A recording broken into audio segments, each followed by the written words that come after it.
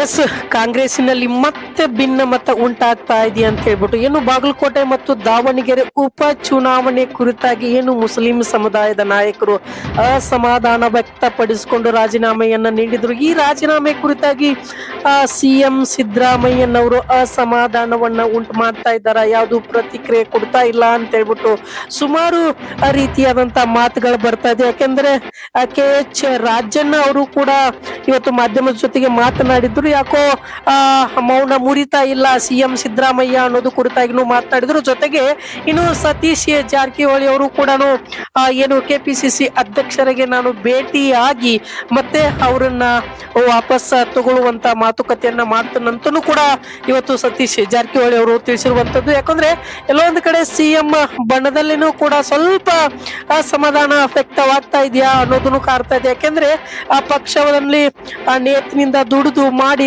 ಪಕ್ಷವನ್ನ ಬೆಳೆದು ಕಟ್ಟಿರುವಂತ ವ್ಯಕ್ತಿಗಳಿಗೆ ನಾವು ಅವರಿಗೆ ಏನಾದ್ರೂ ಒಂದು ಪರಿಹಾರ ಮಾಡ್ಬೇಕಾಗತ್ತೆ ಅನ್ನೋದು ಕುರಿತಾಗಿ ಇವತ್ತು ಸಿಎಂ ಸಿದ್ದರಾಮಯ್ಯನವರು ಯಾಕೆ ಮೌನ ಮುರಿತಾ ಇದ್ದಾರೆ, ಸಿಎಂ ಸಿದ್ದರಾಮಯ್ಯವರು ಯಾಕೆ ಅದಕ್ಕೆ ಪ್ರತಿಕ್ರಿಯೆ ಕೊಡ್ತಾ ಇಲ್ಲ, ಕೇಳಿದ್ರೆ ನಾವು ಹೈಕಮಾಂಡ್ ಅವರನ್ನ ಕೇಳಬೇಕು ಅಂತ ಈ ರೀತಿಯಾಗಿ ಮಾತಾಡ್ತಾರೆ ಅನ್ನೋದು ಕುರಿತಾಗಿ ಇವತ್ತು ಮಾಧ್ಯಮದ ಜೊತೆಗೆ ಮಾತನಾಡಿದಾಗ ಯಾಕೆ ಈ ರೀತಿ ಆಗ್ತಾ ಇದೆ, ಎಲ್ಲೋ ಒಂದು ಕಡೆ ಗೊಂದಲ ಸೃಷ್ಟಿ ಆಗ್ತಾ ಇದೆಯಾ ಅಥವಾ ಬೇರೆ ಒಂದು ಇನ್ನೂ ಸಮಸ್ಯೆಗಳ ಉಂಟಾಗ್ತಿದೆ ಅನ್ನೋದು. ಯಾಕೆಂದ್ರೆ ಸಿದ್ದರಾಮಯ್ಯನ ಬಣದಲ್ಲಿನೂ ಕೂಡ ಇವತ್ತು ಅಸಮಾಧಾನ ಉಂಟಾಗಿದೆ ಅನ್ನೋದನ್ನು ಕೂಡ ಕಂಡು ಬರ್ತಾ ಇದೆ ಅಂತ. ಯಾಕಂದ್ರೆ ಮಾಧ್ಯಮದ ಜೊತೆ ಮಾತನಾಡ್ಬೇಕಾದ್ರೆ ಹೇಳಿರುವಂತದ್ದು ವಿಚಾರ ಪಕ್ಷಕ್ಕೆ ನಿಷ್ಠೆಯಿಂದ ಇರ್ತಾರೆ. ಮತ್ತೆ ಪಕ್ಷದಲ್ಲಿ ಮುಂದೆ ಕಾಂಗ್ರೆಸ್ ಪಕ್ಷ ಬೆಳಿಬೇಕು, ಕಾಂಗ್ರೆಸ್ ಪಕ್ಷದಿಂದ ಬಡವರಿಗೆ ಅನುಕೂಲಗಳು ಆಗಬೇಕು ಅಂತಕ್ಕಂಥ ನಿರೀಕ್ಷೆ ಮಾಡತಕ್ಕಂಥ ಅವ್ರ ಮೇಲೆ ಪಟ್ಟಭದ್ರರು ಪಕ್ಷದಲ್ಲೂ ಇರ್ತಾರೆ. ಅವ್ರುಗಳೆಲ್ಲ ಈ ತರ ಹುನ್ನಾರಗಳನ್ನೆಲ್ಲ ಮಾಡ್ತಾರೆ. ಅದಕ್ಕೇನು ಮಾಡಕ್ ಆಗೋದಿಲ್ಲ. ನಾವು ನಿರೀಕ್ಷೆ ಮಾಡೋದು ನಮ್ಮ ಮುಖ್ಯಮಂತ್ರಿಗಳಿಂದ ಇಂಥ ಸಂಗತಿಗಳು ಬಂದಾಗ ಅವರು ಗಟ್ಟಿಯಾಗಿ ನಿಲ್ಲಬೇಕು. ಅವ್ರು ನಿಲ್ತಾ ಇಲ್ಲ. ಅದೊಂದು ನಮಗೆ ಬೇಸರದ ಸಂಗತಿ. ಕಟ್ಟಾಕವರೋ ಬಿಟ್ಟವರೋ ಯಾರಿಗ್ ಗೊತ್ತ್ರಿ? ಕಟ್ಟಾಕಕ್ಕೆ ಕೋಣನ ಕುರಿನ ಏನು ಕಟ್ಟಾಕಕ್ಕೆ ಗೊತ್ತಾಯ್ತಾ? ಕೋಣನೂ ಅಲ್ಲ ಕುರಿನೂ ಅಲ್ಲ ಕಟ್ಟಾಕಕ್ಕೆ. ಅಸಹಾಯಕರಲ್ಲ. ಅದೇನೋ ಅವ್ರಿಗೇನೊಂದು ಯಾವ ಯೋಚನೆ ಇದೆಯೋ ನನಗೆ ಗೊತ್ತಿಲ್ಲಪ್ಪ. ಬಟ್ ನಾವು ಸಿದ್ದರಾಮಯ್ಯನವರಿಂದ ಈ ರೀತಿಯ ಅಸಹಾಯಕ ಪರಿಸ್ಥಿತಿನ ನಾವು ನಿರೀಕ್ಷೆ ಮಾಡಿರ್ಲಿಲ್ಲ. ಪಟ್ಟಭದ್ರ ಹಿತಾಸಕ್ತಿಗಳು ಕಾಂಗ್ರೆಸ್ನಲ್ಲೂ ಇದಾರೆ. ಯಾವ ಪಾರ್ಟಿಲಿ ಇಲ್ಲ ಹೇಳಿ? ಕಾಂಗ್ರೆಸ್ನಲ್ಲೂ ಇದ್ದಾರೆ, ಎಲ್ಲ ಪಾರ್ಟಿಲೂ ಇದ್ದಾರೆ. ಸಿದ್ದರಾಮಯ್ಯ ಅವರು ಅಸಹಾಯಕರಾಗಿ ಮಾಡಿದಂತಹ ಆ ಶಕ್ತಿ ಅಥವಾ ವ್ಯಕ್ತಿ ಯಾರು ಸರ್?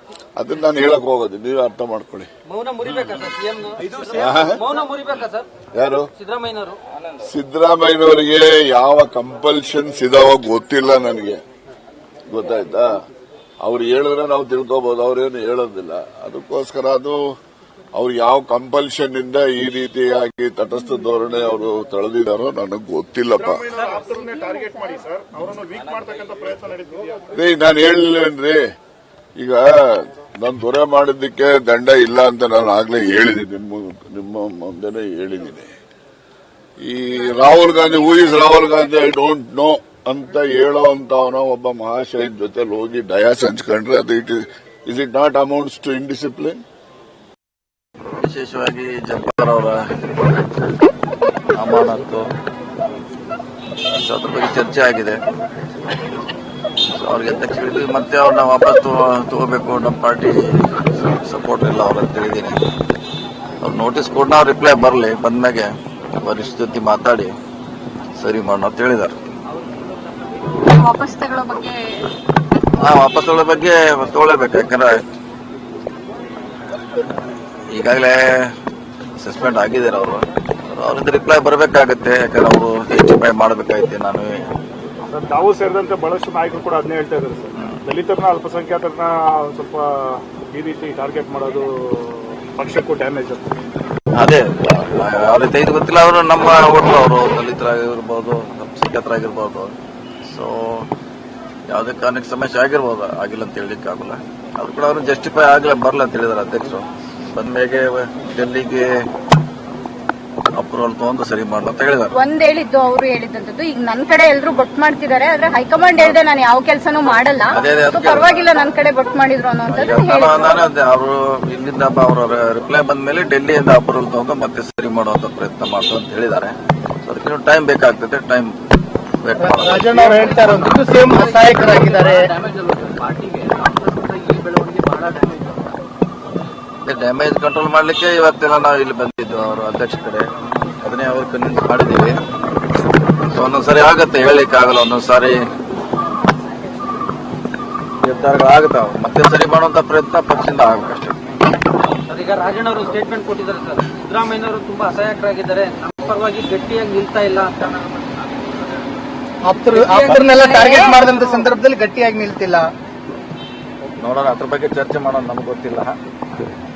ರಾಜ್ಯದ ಸಿಎಂ ಅಸಹಾಯಕರಾಗಿದ್ದಾರೆ ಸರ್ ಅಂತ ಒತ್ತಡ ಅವ್ರ ಮೇಲೆ ಇದೆಯಾ ಸರ್, ತಮ್ಮ ಗಮನಕ್ಕೆ ಬಂದಿದ್ಯಾ? ಅದ್ರ ಬಗ್ಗೆ ನನಗೆ ಗೊತ್ತಿಲ್ಲ. ಅದು ಅವ್ರು ಹೇಳಿದಾರೆ, ಅವ್ರು ಹೇಳಿಕೆ ಅಷ್ಟೇ. ನಾನು ಪ್ರಯತ್ನ ಇವತ್ತು ಜಬ್ಬಾರ್ ಅವ್ರ ಪರವಾಗಿ ಮಾಡ್ತಾ ಇದ್ದೀವಿ.